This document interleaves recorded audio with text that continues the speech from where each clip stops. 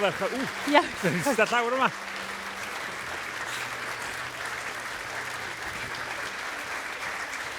Sangen? Ti isio hwnna? Na fi. Na ti.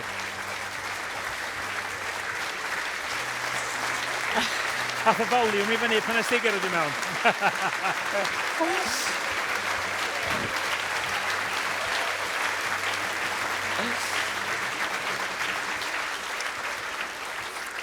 Helo na, a chroeso mawr iawn i rifyn arbennig iawn o Gwleidydda. Podlediad gwleidyddol BBC Radio Cymru. A da ni yma yn y Babell Lên sydd dan i sang. Mae'n hyfryd eich gweld chi i gyd yma ar faes Eisteddfod y Garreg Las. A fel arfer, mae fo yma, Richard Wyn Jones, mae fe yma, Vaughan Roderick, ac oedd yn gwestai arbennig iawn i y llynedd yn eista yn y gynulleidfa yn gofyn cwestiynau. Felly dwi'n meddwl bod Prif Weinidog nesaf Cymru draw yn fanna yn rwla.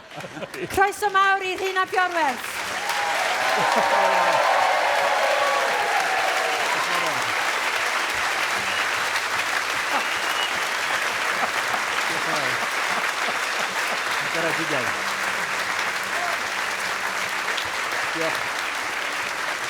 Mae gennym ni rhyw 3/4 awr a mi fydd na gyfle ar y diwedd i chi hefyd ofyn cwestiynau, yn enwedig os da chi eisiau fod yn Prif Weinidog nesaf Cymru.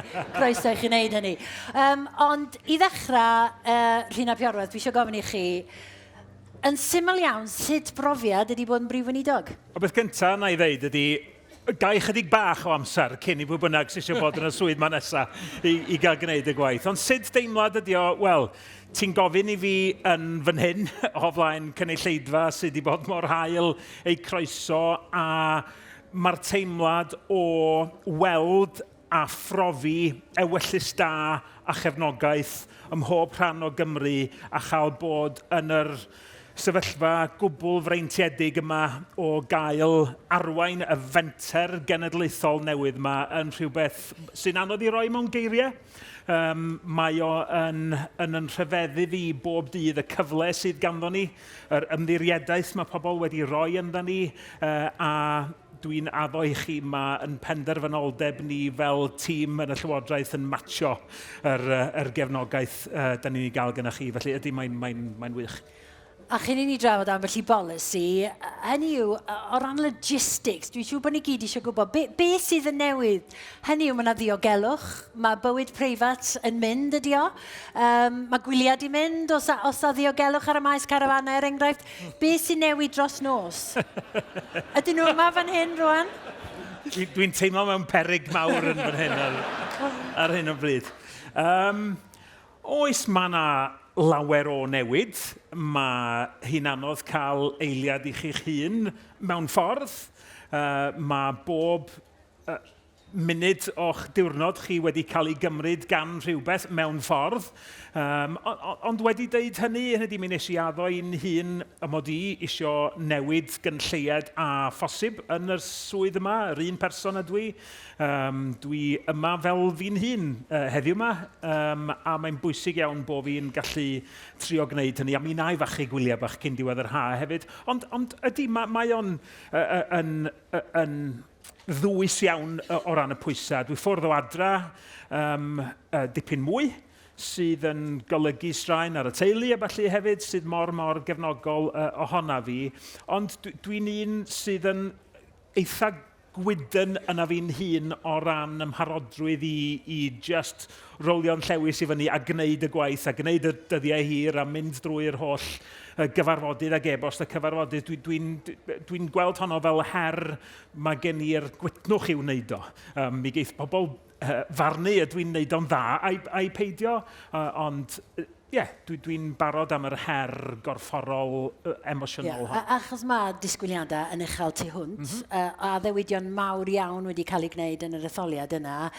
Da chi'n teimlo'r pwysau i ddilifro, a gyda chi'n teimlo bod chi'n dilifro yn ddigon cyflym? Maen nhw'n addewidion ydyn sylweddol. Mi oedd ganddo ni bethau oedd yn mynd i gostio arian, oedd yn heriol o ran sydd wedi gweithredu nhw, ond mi oedd na cofiwch lawer iawn o waith wedi mynd I mewn I wneud yn siŵr bod ganddon ni gynllun oedd ar un llaw yn uchelgeisiol iawn ac yn arloesol, ond hefyd oedd yn gallu cael ei gweithredu. Ac mi ydyn ni wedi edrych arni mewn sawl ffordd, un peth sydd wedi cael llawer o sylw ar y cyfnod cychwynnol yma ydy'r cynllun 100 diwrnod. Mi wnaethon ni'r penderfyniad rhyw flwyddyn yn ôl, chydig llai o bosib, y byddan ni yn rhoi cynllun 100 diwrnod at ei gilydd. Mi wnaethon ni adnabod bod hyn yn mynd I fod yn ddefnyddiol iawn I ni o ran paratoi am y cyfle I fod mewn llywodraeth. Penderfyniad wedyn ydy oedden ni am gyhoeddi hwn. Hwnnw'n benderfyniad chydig bach mwy o feddwl amdano fo. Mi benderfynon ni y bydda hi'n syniad da gwneud hynny. Mi nath na rai yn cynnwys newyddiadurwyr godi cwestiynau ynglyn â pa mor ddoeth oedd hyn. Gathon ni sgwrs am hynny Vaughan. Ond dwi'n meddwl, dwi wedi bod yn hollol eglur drwy'r cyfan bod hwn wedi bod yn mor ddefnyddiol I ni.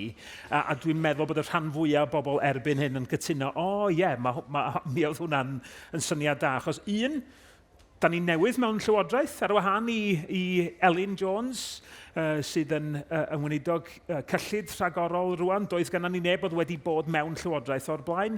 Felly mi oedd cael canllaw a cynllun a map gofalus iawn yn werthfawr tu hwnt I ni. Mi oedden ni wrth gwrs wedi gallu rhannu'r cynllun 100 diwrnod efo'r gwasanaeth sifil fel rhan o'r paratoadau cyn dod I lywodraeth. Felly oedd hynny eto yn ddefnyddiol iawn.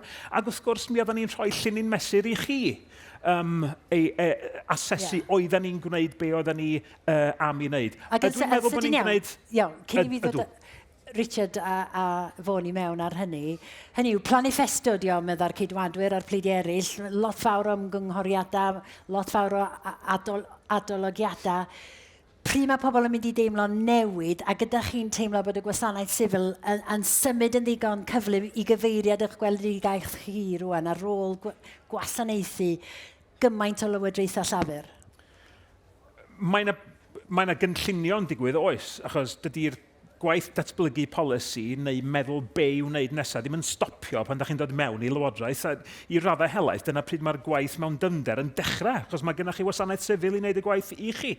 Dwi'n cofio rhyw 30 ar ôl dod yn Prif Weinidog, mynd I swyddfeydd Llywodraeth Cymru yn Nghyffordd Llandudno, gofyn I ryw dîm yn fan ono beth chi'n neud heddiw yma, gweithredu'ch cynllun 100 diwrnod chi. A meddwl, waw, mae hyn yn digwydd yn syth. A sgyn I ddim ond clod i'r gwasanaeth sifil am fod wedi bod yn barod I reit. Come on te. Dyma'r her ar yn cyfer ni, mae o'n wahanol I dyn ni wedi bod yn ei wneud o'r blaen, dyn ni'n mynd I wneud hyn. Ac a'i cynllunio ar gyfer cynllunio, wel na ci, da ni wedi llwyddo yn barod I sicrhau bod bob un awdurdod lleol yng Nghymru yn mynd I fod yn cwblhau y rolio allan o ofal plant am ddim 12 awr a hanner yr wythnos I blant 2 oed. Llafur wedi methu ar ôl blynyddoedd, da ni wedi llwyddo I sicrhau bod hynny'n mynd I ddigwydd yn y flwyddyn ariannol gyntaf yma. Hynny, mae hwnna'n neud gwahaniaeth I fywydau pobl, a mae yna gymaint o beth eraill. Mae yna gwestiynau mawr am hynny wedi bod oedd y gofal plant ma'n, oeddech chi'n cynnig gormod yn rhy sydyn. Da chi'n ffyddio gobeithio hynny'n digwydd? Mae'n heriol, ond mae'r cam cyntaf wedi digwydd, swn i'n deud, o bosib o flaen, pryd I gallu fod wedi digwydd, a £100,000,000 o bunna wedi cael ei neilltu, ond yn fwy na hynny, yr berthynas wedi cael ei hadeiladu efo llywodraeth leol, oedd eto'n barod am yr her, a o fynd â llond llaw o gynghora wedi gwneud y gwaith yna rwan I gael 22 ohonyn nhw erbyn diwedd y flwyddyn ariannol yma. Mae hynny'n mynd I wneud gwahaniaeth go iawn I rieni ac I deuluoedd. Vaughan. Richard, sut mae'r mis Mael yn mynd? Di ar ben? Di o'n derwyn I ben? Yr hyn fyswn i'n dweud, weithiau mae'n brofiad rhyfedd iawn gwylio Senedd Cymru a gweld gweinidogion Plaid Cymru yn darllen sgripts gan y gwasanaeth sifil yn amddiffyn polisïau Llywodraeth Lafur Cymru. A hynny yw, fi ddim yn cweit yn deall pam mae rhai gweinidogion, a dwi'n ddim yn digwydd trwy'r amser, yn teimlo bod rhaid I nhw amddiffyn penderfyniadau Vaughan Gethin a Luned Morgan. Hynny yw, mi ydych chi'n llywodraeth newydd.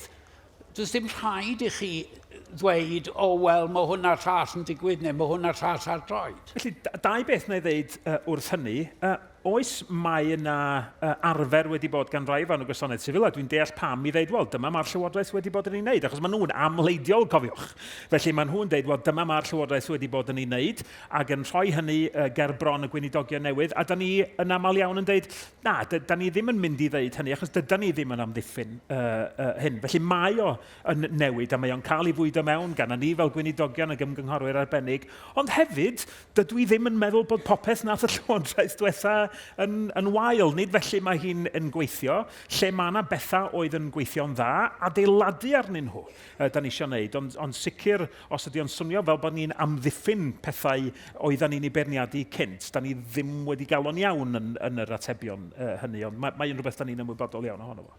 O fynd yn ôl at y mis Mel, a dy gwestiwn ynglyn â'r mis Mel, un o pethau dwi'n... A mae yna lot fawr o bethau'n digwydd o dan y wyneb yng ngholyddion y Llywodraeth sydd o ddiddordeb falle teci a mae'n bwysig iawn iawn. Ac dwi yn meddwl bod Plaid Cymru wedi addasu ar hyn o bryd. Mae'n ymddangos bod yr addasiad wedi digwydd yn haws nag o'n i wedi'w ddychmygu. Chos mae'n anodd iawn ffurfio Llywodraeth am y tro cyntaf. Mae yna ddigon o bleidiau gwleidyddol a draws y byd wedi syrthio'n fflat ar ei wynebau yn y cyfnod yna. Ond dwi hefyd yn meddwl bod Plaid Cymru wedi bod yn eitha lwcus o safbwynt cyflwr y pleidiau eraill dros yr 100 diwrnod cyntaf. Ti'n meddwl mae'r blaid lafur yng Nghymru yn fflat iawn. Maen nhw wedi bod yn cael trafferthion ar y lefel Lundeinig, mae Burnham i fewn wan, gwn i weld pa waniaeth mae hynny'n ei wneud. O ran, mae reform yn cael ei cyfnod gweitha o lawar ers 2 flynedd, siŵr o bod, falle mwy na hynny, falle adeg anoddan modolaeth y blaid reform. Felly, mae'r cydwadwyr mewn llanas, mae'r democratiaeth rhyddidol yn unlla, felly mae Rhun yn gadfridog lwcus. Chwadal Napoleon yn de. Mae'r cyd-destun gwleidyddol yn wedi bod yn garedig, a wneud hwnna ddim para'n byth, wrth gwrs. Ac felly, os ydy Burnham yn dechrau gwneud argraff, os ydy'r blaid lafur, a dwi ddim cweit yn dall penodiad Stephen Kinnock fel ysgrifennydd gwladol, ond ella bod Burnham yn gwybod rhywbeth dwi ddim amdano fo. Ond os oes na adferiad yn digwydd yn y gwrthwynebwyr, a mi wneith o ddigwydd rhyw dro, mae'n mynd i fod yn anos. Ond mae'n ddiddorol, Richard, yn dweud, os ych chi'n edrych ar y pole, ydy mae Andy Burnham fel person yn boblogaidd, ond dyw hynny ddim yn cael ei adlewyrchu mewn cefnogaeth y blaid lafur ar hyn o bryd. Hynny yw, mae 1 neu 2 o bole wedi rhoi llafur ar y blaen i reform, ond oherwydd bod reform wedi gostwng, yn hytrach na bod llafur wedi cynyddu. Felly mi ydyn ni yn y sefyllfa rhyfedd yma, lle ar lefel Brydeinig, mae dyn ni 2 plaid gyda rhyw 20% i 5 ar 20% o'r gefnogaeth. Mae 35% Plaid Cymru yn etholiad Cymru yn edrych yn anhygol o uchel rwan yn gymharu efo beth sy'n digwydd ar y lefel Brydeinig. Ond os ych chi'n bwydo hwnna mewn i system cyntaf Felyn, San Steffan, mi ydych chi'n sôn am ryw fath o etholiad rwlet mewn gwirionedd, lle mae newid bach yn y canrannau yn gallu golygu newid enfawr yn nifer y seddi, sydd ddim yn wir am Gymru, wrth gwrs, lle mae nifer y seddi yn adlewyrchiad weddol o nifer y pleidleisiau. Mae'n afanteision i'r pleidiau mwy, ond maen nhw'n weddol o agos ati. A dych chi wedi codi Andy Burnham. Byddwch yn onest, Rhun a Iorwerth, mi oedd Keir Starmer yn Elyn House yn doedd, oedd o'n cael ei weld yn Brennaidd, ddim yn gyfathrebwr da. Mae Andy Burnham, mae sawl un wedi dweud bod chi'n eitha tebyg o ran eich arddull, o ran eich vibe. Da chi'n dda iawn yn gyfathrebu. A sbectol dyddi yma hefyd. Da chi wedi gyfarfod o. Oeddech chi'n meddwl damia oedd Starmer yn fwy handi i mi? Na i gwmpasu rhyw ddau ateb yn fyna. Just i ymateb i beth ddudodd Richard yn fyna.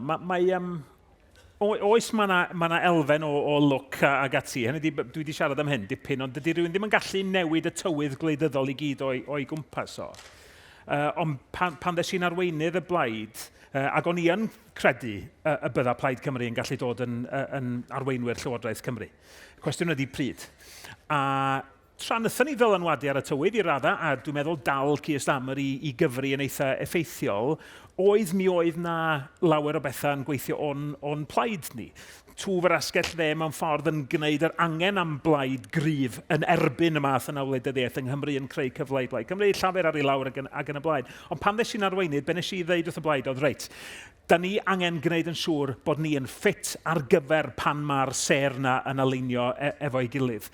A dyna dwi'n meddwl ddigwyddodd. Mi ddethan ni'n blaid unedig efo gweledigaeth glir, efo peirianwaith a seilwaith gre, prif weithredwr newydd, y cyfan sydd angen i ddod at ei gilydd. A wedyn pan ddoth y cyfle mewn etholiad, oedden ni'n barod i fynd amdani. Felly, ydw i yn gweld Andy Burnham yn haws na Keir Starmer. Eto, nid fi oedd yn cael penderfynu pwy oedd yn Downing Street. Allwn ni edrych arni mewn ffordd hollol wahanol. Mi oedd y berthynas rhyngtha fi a Keir Starmer yn mynd i fod yn un eitha anodd. Sut oedd yr alwad ffona? Mae'r berthynas, does gen i ddim am heth, bod y berthynas bersonol rhyngtha i ag Andy Burnham yn mynd i fod yn iawn. Eto i fi yn wleidyddol, Rhun. Mae yna ddwy ffordd mae'r hyn yn gallu fynd o safbwynt Llywodraeth San Steffan. Naill ai mae Burnham yn dweud mae rhaid i fi roi pecyn i Gymru a'r Alban a Gogledd Iwerddon oherwydd bod fi'n mynd ymlaen am datganoli o ddi fewn i Loegr, ac falle bod e'n rhoi pethau fel Strad y Goron ac yn y blaen.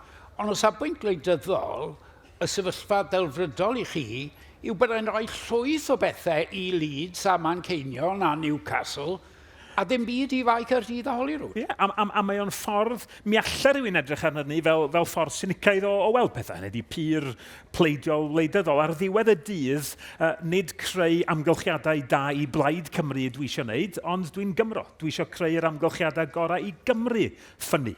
A mi ydw i wedi addo, mae'r blaid yn ei harwain wedi addo sefyll i fyny dros Gymru. A mi wnaeth pobl Cymru gynhesu at y ddadl honno, ac oedden nhw'n credu y bydden ni'n gwneud hynny.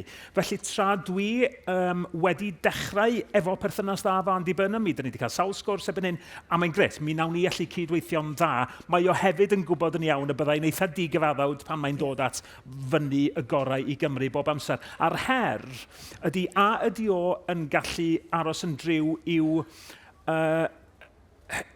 i'r hyn fydda'n naturiol iddo fo, sef dwi'n meddwl i gefnogi datganoli, yn tei a fydd o'n cael ei ddylanwadu arno fo gan eraill o'i gwmpas, o sydd ddim mor naturiol yn credu hynny. Ac ar ddatganoli, hynny yw, mae'n ddatganolwr mawr, meddwl fo, i Loegr hyd yma ynde. Ydy'r ffaith bod o'n gwthio hynny yn cyflymu datganoli ag annibyniaeth a'ch cri chi am annibyniaeth fan hyn. Be fydd effaith? Achos drwy gydol yr ymgyrch etholiadol, fe geisiwch chi fel plaid falle parcio annibyniaeth.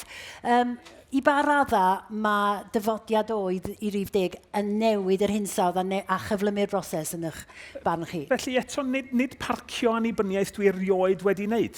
Dwi'n credu y dylai Cymru fod yn wlad annibynnol. Mae pobl yn gwybod hynny. Mae pobl yn gwybod na dyna sut ydw i yn teimlo am ddyfodol Cymru. Mi oedd na ryw syndod mawr yn y wasg mod i wedi crybwyll annibyniaeth mewn sgwrs efo Keir Starmer. Wel, dwi'n cefnogi annibyniaeth i Gymru, dydy o ddim yn surprise. Beth wedes i yn y sgwrs yn efo Keir Starmer oedd gwranda. Ti'n gwybod y mod i'n eisiau creu'r amgylchiadau lle mae Cymru'n dod yn ddigon hyderus i ddod yn wlad annibynnol.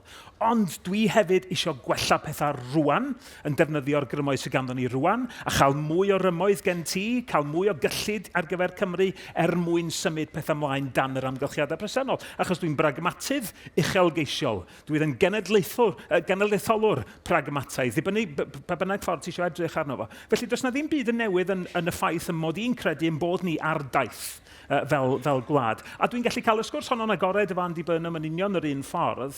A'r apel i Lywodraeth y Deyrnas Unedig ydy i roi digon i Gymru fel i bod nhw'n credu bydden nhw'n gallu tawelu dyheuadau tu hwnt i ddatganoli. Wel, mi wna i drio cael hynny allan o'r Llywodraeth newydd yma dan Andy Burnham tra'n dal i chwilio am y llwybr yna tuag at fwy i Gymru.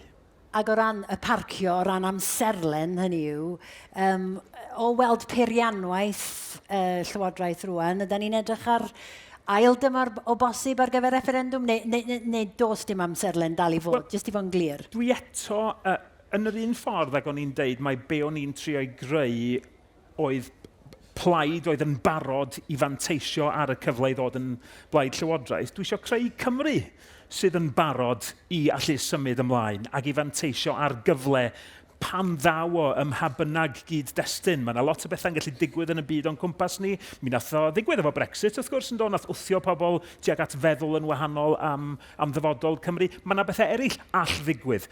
Be dwi eisiau gwneud ydy rhoi Cymru yn y sefyllfa lle mae hi'n dod yn ddigon mentrus a hyderus pan ddaw yr amser iawn, nid fi sy'n gorsod yr amserlen honno i gymryd y cam dewr. Eto i mynd yn ôl at Rhun fel cadfridog lwcus.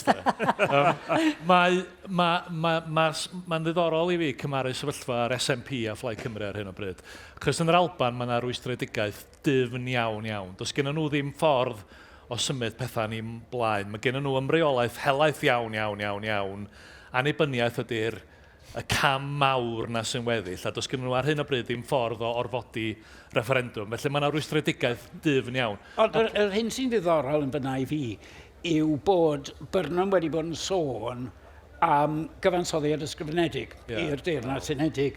Wel, os oes yna gyfansoddiad i'r Deyrnas Unedig, y cymal cyntaf yw'r un sy'n dweud beth yw'r Deyrnas Unedig. Dyna pan fydd na ddim cyfansoddiad ysgrifenedig. Wel, chymol, ydy hi'n undeb gwirfoddol rhwng gwledydd, os felly mae rhai bod yna gymal yn y cyfansoddiad ynghylch sut mae gadael. A dyna, fi'n cytuno ti, fi'n meddwl taw siarad gwag yw e. Unwaith maen nhw'n dechrau meddwl am y peth, bydde yn mynd i'r drar isa un yn warws y gwasanaeth sifil. Ond o ran cymaru wedyn Plaid Cymru ar SNP, mae yna bethau, enghraifft, mae'r Llywodraeth mae llafur yn dweud bod nhw wedi clusnodi 4 biliwn ar 10 ar gyfer is-adeiledd rheilffyrdd yng Nghymru. Does na ddim golwg o lle mae'r arian yma. Os ydyn nhw rwan yn troi rownd a dweud, dyma fo, mae'r Rhun yn mynd i ddweud, wel, diolch yn fawr iawn. Mae hyn wedi digwydd oherwydd bod yna Lywodraeth Plaid Cymru. Mae Stad y Goron, mae bob cyngor yng Nghymru rwan wedi dweud, da ni eisiau hwnna. Mae'r system gyfiawnder yng Nghymru yn llanast. Fedar Andy Burnham ddim amddiffyn sefyllfa lle mae Mair Manceinion efo mwy o rym dros heddlua na Llywodraeth Cymru. Fedri di jyst ddim cyfiawnhau yna. Felly mae yna enillion i Plaid Cymru cyn referendwm ar annibyniaeth sy'n ystyrlon. Mae'r SNP mewn sefyllfa lle maen nhw wedi bod mewn grym es cyhyd a mae gen nhw'n gynlleiad i ddangos am hynny yn gyfansoddiadol. Achos mae'r hyn maen nhw angen ydy y peth mae'r Llywodraeth Prydain yn mynd i fod yn anhygol o gyndyn i roed iddyn nhw'n de. Mae cyfiawnder, bod ti'n sôn am hynny, mae cyfiawnder yn un pwysig iawn oherwydd bod yna adolygiad o ddyfodol heddlua Cymru a Lloegr yn digwydd rwan. Felly mae'r cyfle yno i ddatganoli heddlua. Rwan, dwi'n gweld y datganiad wnaeth Andy Burnham chydig cyn dod yn Prif Weinidog, na fydd Whitehall byth eto yn rhwystyr i ddeheuadau datganoli yn y cenhedloedd a'r rhanbartha, yn ffitio mewn yn reit dda yn dydy i lle mae yna ddeheuad trawsbleidiol clir, comisiwn ar ôl comisiwn yng Nghymru, tuag at datganoli cyfiawnder y heddlua. Wel, dyma ti, Andy. Hwn ydy yr ffordd i ti ddangos dy fod ti yn ei feddwl o pan oedd ti'n deud dy fod ti'n credu mewn datganoli. Ond mae'n gallu deud na, dydy. Drwy gydol yr ymgyrch etholiadol Plaid Cymru yn dweud, mi fyddwn ni'n gweiddi, mi fyddwn ni'n gofyn a brwydro Cornel Cymru ystywed llafur. Ond, sefyll dros Gymru oedden ni'n dweud. Ie, yn union. Ond os ydy Mr Burnham yn gwrthod bob dim, ariannu teg i Gymru newid fformiwla Barnet oedd rhaid ni drafod ariannu teg i Gymru, mae'n gallu dweud na. Be wedyn, achos mae'ch gweledigaeth chi wedi selio ar ddatganoli'r pethau yma ac ar newid y ffordd mae Cymru'n cael ei ariannu, os ydy 30 yn cael drws, be sy'n digwydd? Dwi'n credu yn bod ni ar siwrne a natod tuag at yn grymuso'n hynna'n fwy a mwy fel gwlad. Y gwir amdani ydy bod y pethau sydd wedi ein symud ni gam ymlaen dros y blynyddoedd wedi cymryd sawl ffurf.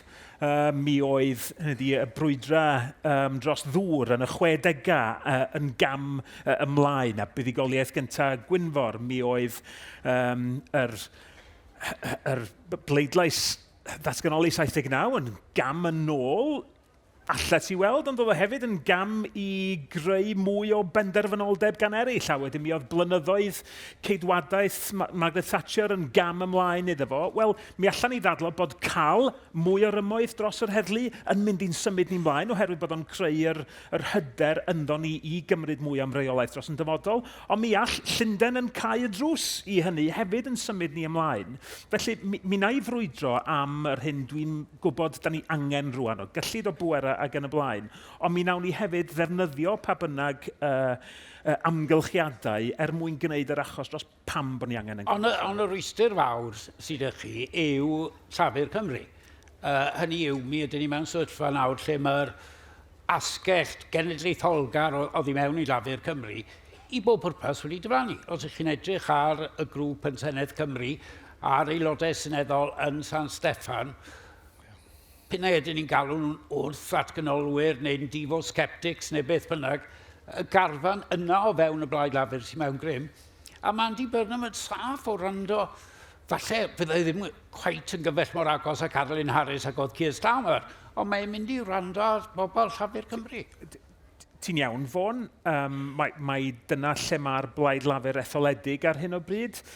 Dydy yr garfan honno Lafur ddim wedi diflannu'n llwyr, dyn nhw ddim mewn sefyllfaoedd etholedig ar hyn o bryd. Y cwestiwn ydy i ba radda mae Carwyn Jones, Mark Drakeford a rheini fydda yn teimlo'n wahanol tuag at ragor o ddatganoli yn llwyddo i greu dylanwad o'r tu allan i'r criw hynny sydd yn etholedig. Os ydyn nhw'n methu, ti'n hollol iawn. Mae hi'n Blaid Lafur sydd yn wahanol iawn i'r oedd hi. Ond dwi'n meddwl hefyd bod hi yn mynd i fod yn gyfnod dealladwy o nhw'n ceisio gweithio allan be ydyn nhw a lle maen nhw yn mynd nesaf, achos mae hi wedi bod yn ergyd hynny di tu hwnt i amgythred ydyn nhw, a maen nhw angen ail ddiffinio i hynny. Ond o safbwynt mathemateg, a ni wedi gweld gyda'r cyllideb atodol, oherwydd bod yna ddim llawer o seddi gyda'r Democratiaid Rhyddfrydol na'r Blaid Wern neu felly, yr unig gêm sy'n yna mewn gwirionedd i chi gael pethau trwyddo yw trwy gytuno a Trafur. Hynny yw, fi ddim yn gweld chi'n gallu eistedd lawr gyda reform a chyrraedd rhyw gytundeb ynghylch deddfwriaeth, na gyda'r cydwadwyr chwaith. Na, ond mae yna hefyd wrth gwrs yr awydd gwirioneddol i fod yn draws bleidiol, hynny di i fod yn adeiladu'r berthynas. Ond mae angen dau di chwarae yn dos e. Os chi bawyd ych chi i fod yn draws bleidiol, os nad os awydd gan Lafur i fod yn draws bleidiol, chi mewn traffer. Ie, yndi. Hynny di, mae gennym ni wleidyddiaeth newydd iawn. A mae hi yn mynd i gymryd amser i etholwyr, i Senedd, i brosesau, creu deddfwriaeth, gyllidebau i setlo mewn i hyn. Mi oedd y gyllideb atodol. Dwi'n wastad yn trio edrych ar rhywbeth yn mynd, pa wersi positif da ni'n gallu dysgu allan o hyn? Ac o'n i'n meddwl bod sy'n ni wedi gallu tynnu'r bleidlais yna, fel ddim amlwg bod ni ddim yn mynd i fod yn ennill y bleidlais.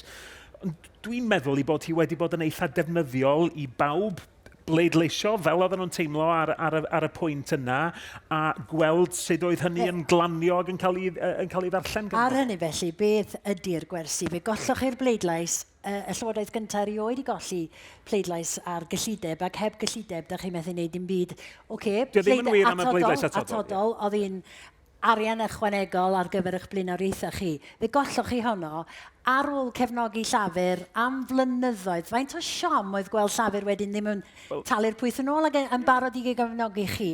Ie, nid cefnogi, Llafur, hynny di ymatal fydda rhywun mewn cyllidebau. A mae'n bwysig gwahaniaethu rhwng cyllideb atodol a cyllideb go iawn.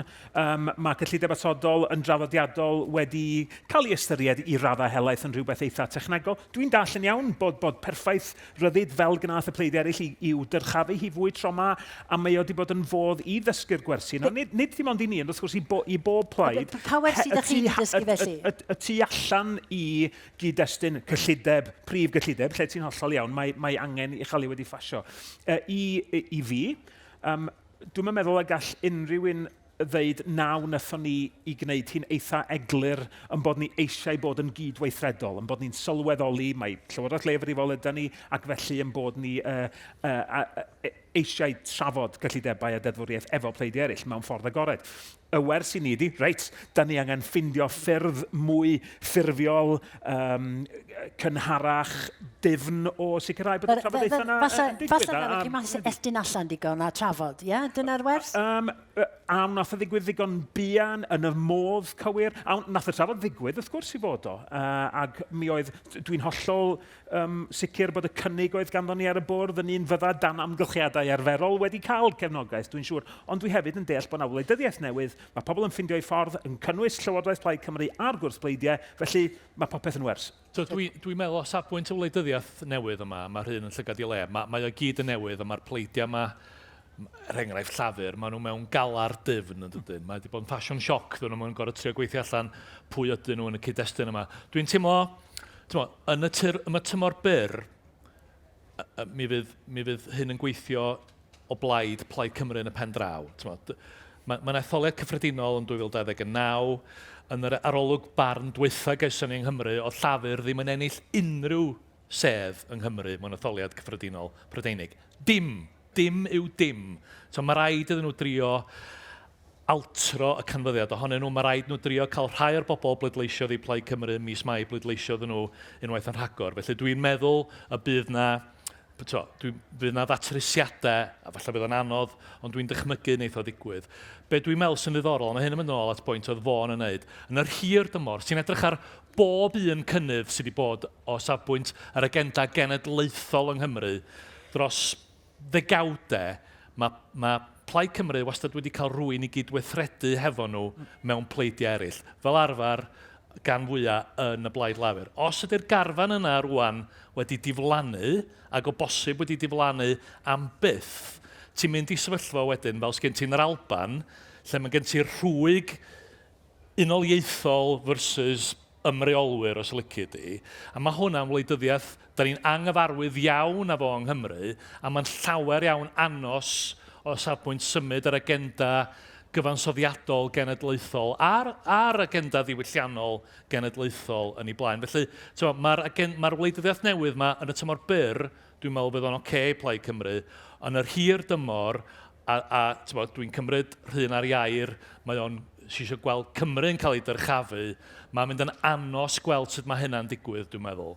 Ac o edrych ar sesiynau yn y Senedd, Rhun, da chi weld yn ceisio bod yn diplomataidd iawn fel Prif Weinidog, gyda'r ymosodiadau'n dod o gyfeiriad reform yn benodol, a'r bynciau da chi falle ddim eisiau trafod yn ddyddiol. Hynny yw, sut mae delio efo'r holl enfawr yma fel Prif Weinidog yng Ngwleidyddiaeth Cymru, a sicrhau, beth ydy'r bwriad? Dod â pawb at ei gilydd, neu os modd elwar yr holl na, a sut mae delio efo'r reform? Ie, mae'n gwestiwn da hynny di. A wyt ti'n sôn o fyna am sut mae pleidiau gwleidyddol yn cael perthynas efo'i gilydd, taw ti'n sôn am sut ydyn ni'n uno cymdeithas, achos dyna'r cwestiwn sydd yn ymhoeni fi ac yn poeni llawer yn fan hyn, wrth gwrs, ydy sut mae'r holla dyfnion yma mewn cymdeithas yn mynd i gael ei gwella. A nid sôn am cael pawb i gytuno ar popeth ydw i, ond hynny ydy mae dyfnder yr holltau sydd na'n beryglus ar hyn o bryd. Hynny ydy, da ni'n weld o mewn gymaint o ffyrdd gwahanol.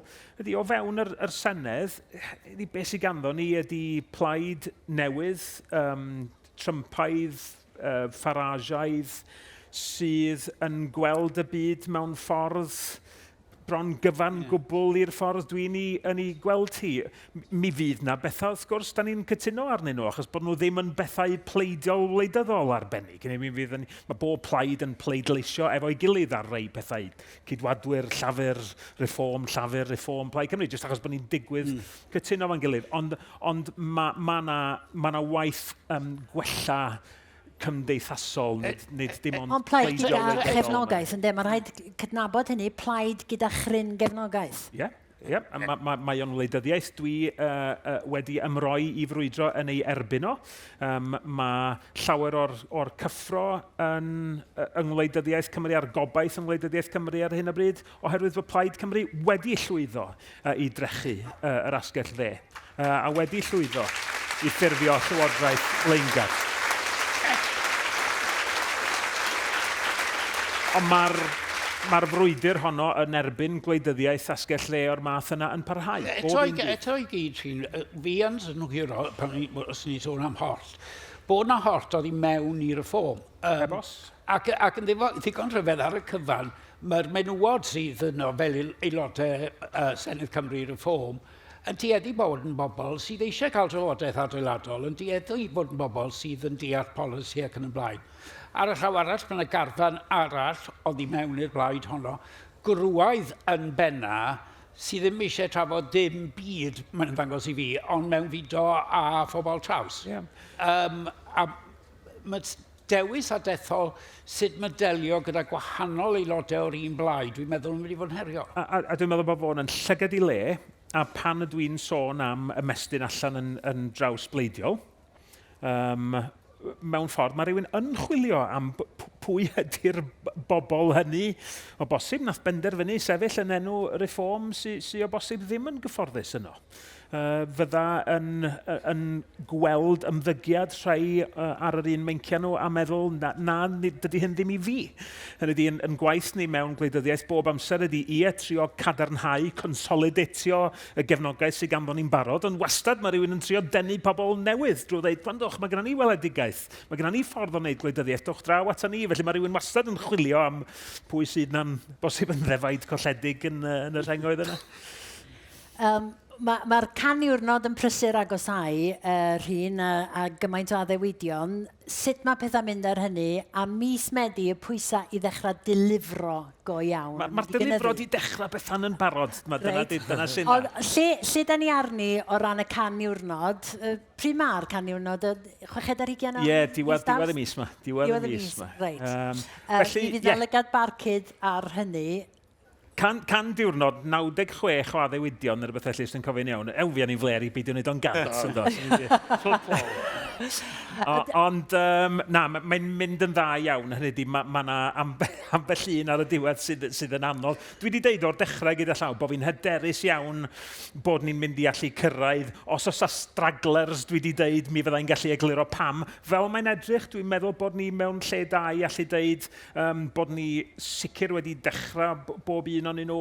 Be sy'n fwy a heriol? Par un sy'n fwy a heriol? Mae yna rei sy'n ella yn gyfreithiol dechnegol heriol. Mae yna rei eraill sydd yn heriol o ran sicrhau bod ni'n gallu rhoi'r arian tuag atyn nhw gan y blaen. Ond mae yna restr mawr o bethau. Mae'r canfyddiad wedi bod yn anghywir mai dim ond cyfnod paratoi ydi o. Nid dyna ydi o. Mae yna rei pethau sy'n gyfnod paratoi, ond maen nhw'n gyfnod y paratoi rili adeiladol. Enghraifft, sefydlu asiantaeth ddatblygu newydd i Gymru. Ond oedd erioed yn mynd i fod yn fater o erbyn diwedd y can diwrnod bod y goriad yn troi yn mhencadlys newydd asiantaeth ddatblygu Cymru. Ond be da ni wedi wneud ydy, mi yda ni wedi penodi y grŵp sydd yn mynd i fod, da ni wedi penodi'r cadeirydd ac yn y broses o benodi'r grŵp sy'n mynd i fod yn sefydlu yr asiantaeth ddatblygu. Mae hwn yn mynd i fod yn drawsnewidiol ar gyfer busnesau draws Cymru. Mae'r gwaith wedi cael ei wneud ar y cynllun gofal plant, fel o'n i'n deud. Mi yda ni wedi cychwyn wedi cyflwyno yr ehangiad o ginio ysgol am ddim, sy'n dechrau yn mis Medi. O, diolch yn dechrau fewn y can diwrnod, achos mae gwyliau'r ha'n cymryd chunk o lew ono fo. Ond mae'r penderfyniad wedi cael ei wneud. Felly dydy o ddim yn wir i ddeud bod dilifro ddim wedi dechrau. Ac mae'r gwaith paratoi yn bethau sydd yn waith paratoi go iawn. Ferch chi, o edrych yn ôl rwan, mae'n gynnar, ond ydych chi'n teimlo fel llywodraeth bod chi wedi paratoi'n ddigonol i ddod mewn i lywodraethu? Hynny yw, mae sawl llywodraeth yn cael ei beirniadu am beidio gwneud hynny. Fel ydych chi wedi cydnabod yn lywodraeth dibrofiad iawn heblaw Elin Jones, oeddech chi'n barod i fynd amdani? A mi oedden ni wedi cael profiad, hynny o Sian Gwenllian a Kevin Campbell wedi dod y profiad gwerthfawr iawn o'r cytundeb cydweithio ag ati. Hynny di, mi oedd yna dîm profiadol iawn mewn meysydd eraill, ond nid fel gweinidogion. Fel o'n i'n deud yn gynharach, be oedden ni eisiau gwneud oedd cydnabod, reit, dydyn ni ddim wedi bod yn llywodraeth o blaen, felly da ni angen breinaru'r tir a pharatoi ora allwn ni. Mi oedd y gwaith polisi wedi cael ei wneud yn dda. Mi oedden ni'n hyderus bod y cynnig yma yn un oedd yn gallu cael ei dilifro. efo heriau. Do'n i'n mynd i mewn i hyn mwyn just trio gwneud pethau hawdd. Mae rhywun eisiau gwneud pethau anodd. Sa'n ni wedi gallu enwi 100 o bethau hawdd iawn i'w gwneud yn y 100 diwrnod cyntaf, neu nhw o fewn y pethefnos cyntaf, a dyna fo. Ond nid dyna da ni yma i wneud. Oedden ni angen gwthio'n hynna'n. Ac oedden ni'n berffaith barod? Na, ond dim ond achos nad oedden ni'n gallu bod. Oedden ni mor barod a sy'n ni wedi gallu bod? Ydw, dwi'n meddwl. Ie, ydy pobl yn teimlo'r gwahaniaeth, hynny yw, mae'r vibes yn wahanol, mae pawb yn cynabod hynny, mae gair ofnadwy am yr etholiad yma, ond pryd mae pobl yn mynd i deimlo, mae pethau wir yn newid. Mae Andy Burnham yn gwneud cyhoeddiad yn ddyddiol, dwi'n eisiau gorgymharu, ond mae yna gyhoeddiadau polisi dyddiol. Oes, lle mae rei Plaid Cymru? Oedden ni wedi gwneud hynny ers misoedd. Ddoth Andy Burnham yn mewn yn Prif Weinidog heb ddeud unrhyw beth oedd yn mynd i wneud. Mae o'n cael clod am ddeud rwan mewn llywodraeth be da ni wedi ddeud ers misoedd. Da ni'n gwneud nhw. Da ni bron iawn i 100 diwrnod i mewn i'w gwneud nhw. A paid â diastyru, mae na vibe, mae na deimlad da, ond pryd mae pobl yn mynd i deimlo y llywodraeth. Wel, mi oedd y gair gobaith yma yn doedd yn cael ei ddefnyddio lawer iawn. Cyn ag yn sicr ar ôl yr etholiad. Mae hwnna'n gwneud gwahaniaeth i bobl. Mae pobl yn dod ata fi ac yn deud, enghraifft wythnos yma, ymweld â busnes oedd wedi cael ymholiadau gan brynwyr eisiau prynu mwy o'i cynnyrch nhw oherwydd bod ganddyn nhw hyder yn agwedd y llywodraeth newydd tuag at yr economi. Hyder mewn pobl sydd yn ymwneud â'r economi amaeth a gwerthiant mwy o fewn y sector amaeth oherwydd bod ganddyn nhw hyder yn be mae'r llywodraeth yma'n ei ddeud o ran cefnogi cefn gwlad. Yn ogystal y Cymru ddinesig, mae'r rhain yn wahaniaethau i fywydau pobl. Mae yna beth eraill lle dydy'r ehangiad mewn gofal plant ddim wedi gallu digwydd eto, ond mae rhieni yn dweud, diolch bod fi'n gwybod rwan, mod i'n mynd i fod yn cael hyn yn yr misoedd nesaf. Hynny mae newid a sut mae pobl yn teimlo am pa mor ofalgar ydy llywodraeth tuag atyn nhw yn cymryd lot o ffurfiau gwahanol. Mae'n gallu bod yn arian ychwanegol yn eu poced nhw. Mae'n gallu bod yn ffydd bod pethau'n mynd i fod yn well mis nesaf ac yn y blaen. Mae amser yn mynd, a dwi eisiau mynd i'r llawr. Os na unrhyw gwestiynau, sy'n rhaid chi fod eisiau bod yn brif weinidog o gwbl. Reit, mae yna feicia yn barod, mae Marged. Awn ni i'r ail res fanna, a wedyn gyma ni'r res flaen fan hyn. Diolch yn fawr iawn. Helo, pnawn da. Iwan Rhun Golwg. Dwi'n ddyn simplistic iawn. Dwi wedi gwneud y cylchran lol wedi fy ngalw'n idiot wythnos yma. Ond gyda'r cyswllt yna, dyma fy nghwestiwn. O ran pethau da chi isio gen Llywodraeth Prydain, gen Andy Burnham, pethau fel datganoli mwy o bwer ac yn y blaen. Beth bynnag yw rhinwedd a cryfder dadleuon Plaid Cymru, ydych chi'n gweld o'n risg y gall Andy Burnham just gwrthod, just fel bod yn gallu dweud, mae Plaid Cymru wedi methu a bod chi'n rhyw fath o teigr papur. A wedyn os ydych chi'n dweud, mae hwnna'n dangos bod angen i chi ddadle mwy a mwy, faint mor aml ydych chi'n gallu gwneud yr un ddadl eto ac eto ac eto, dim ond i gael eich gwrthod. Ydych chi'n gweld hwnna'n rhyw fath o risg? Wrth gwrs y gall hynny ddigwydd, dwi'n mynd i weld o fel risg, dwi'n weld o fel reality gwleidyddol, mae gwrthwynebwyr gwleidyddol chi, neu pobl ydych chi'n gweithio efo nhw'n gallu cymryd bob math o strategaethau a gweithredu mewn gwahanol ffyrdd mwyn trio cael enillion iddyn nhw a trio stopio chi gael enillion. Mae yna risg enfawr i Andy Burnham o beidio rhoi i Gymru yr hyn fydda i fi ac i lawer y bobl yn gwneud perffaith synwyr, achos dydy o ddim wedi gweithio'n dda iawn i lafu'r hyd yma i fod yn rhwystyr i ddyhiadau Cymru. Felly, yn y berthynas honno, positif efo Andy Burnham, gobeithio mi fyddai'n trio apelio arno fo i edrych ar wleidyddiaeth mewn ffordd wahanol. Hynny dwi ddim yn disgwyl i Brif Weinidog yr Deyrnas Unedig just ymddwyn yn altruistaidd tuag ata fi mewn rhyw ffordd nag at Blaid Cymru, ond rhyw ffordd da ni'n gorfod gwerthu yr angen am newid mewn ffordd fel rhywbeth sydd yn angenrheidiol.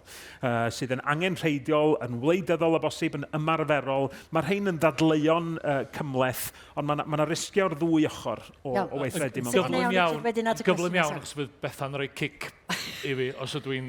Ti'n rhy bell. Dwi'n rhoi darlith fori ar beth ddigwyddodd yn yr etholiad mhabell y gymdeithasa, ac un o'r pethau dwi'n mynd i fod yn dangos ydy agwedda at y ffordd mae Llywodraeth Prydain yn trin Cymru.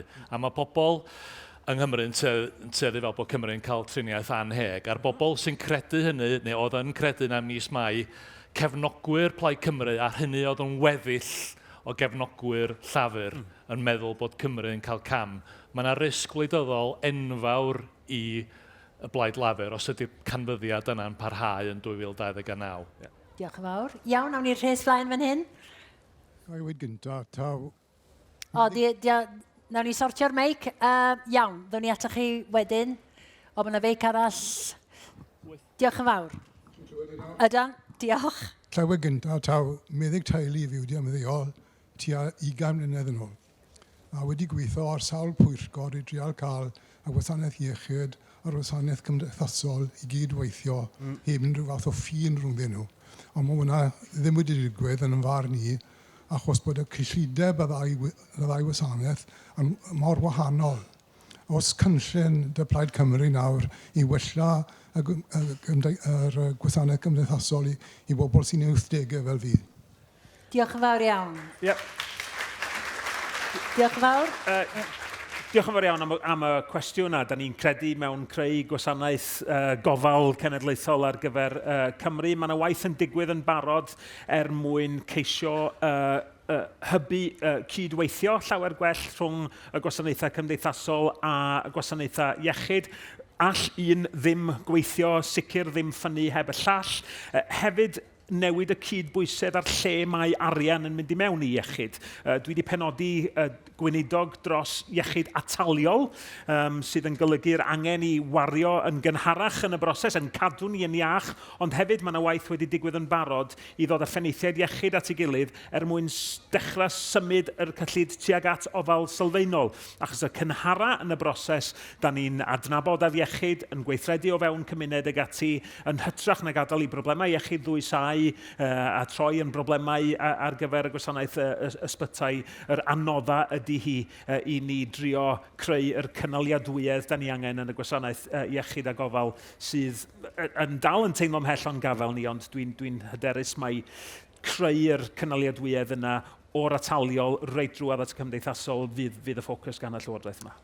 Iawn, fan hyn, os gwelwch yn dda yn y trydydd rhes. Diolch yn fawr. Eisiau gofyn ydw i os gwelwch yn dda, sut ydych chi yn mynd i wella yn system drafnidiaeth ni? Cwpl o bethau'n benodol, dwi'n bersonol dal i fewn y gobaith wneud Brexit gael ei wyrddroi a awn i nôl yn rhan o Ewrop. Felly mae eisiau gwella'r system ffyrdd, y system drafnidiaeth sy'n defnyddio porthladd Caergybi, porthladd Abergwaun. Ond beth am Bont y Borth a Ffont Britannia? Come on, Rhun. A mae'n haws i ni fynd am Lerpwl a Manceinion ac ydy hi lawr i'r Senedd yng Nghaerdydd, felly her i chi ar y blaid. Felly, dau beth yn fan yna. Ar Ewrop, dwi'n cytuno yn llwyr, a mae'n braf bod yn arwain llywodraeth sydd yn gwbl eglur mai o fewn Ewrop, da ni'n gweld dyfodol Cymru.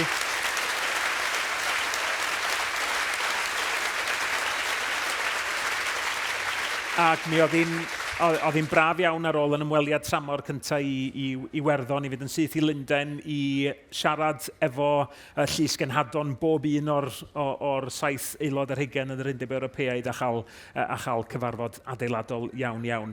O ran trafnidiaeth, hynny mae creu cysylltiadau ar gyfer dibenion cymdeithasol ag economaidd wirioneddol yn bwysig i ni. Mae'r 10 Ogledd yn bwysig iawn.